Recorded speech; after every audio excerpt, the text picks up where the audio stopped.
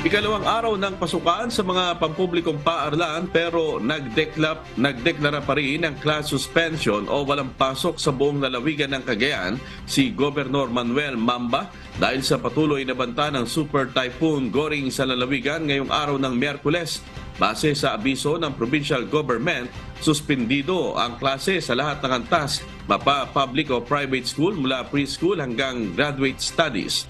Patay naman sa anunsyo ng mga lokal na pamahalaan, bukod sa Cagayan ay wala ring pasok sa lahat ng antas sa public at private schools sa mga bayan ng Magsingal, Ilocos Sur, Talisay, Negros Occidental, Culion, Palawan, Dagupan City, Pangasinan at sa lalawigan ng Abra. Samantala, wala naman pumpasok ang mga estudyante sa San Juan City dahil sa special non-working holiday bilang paggunita sa ika-127 taon ng Battle of Pinaglabanan. Nag-anunsyo naman ng work suspension sa mga tanggapan ng pamahalaan sa lalawigan ng Abra.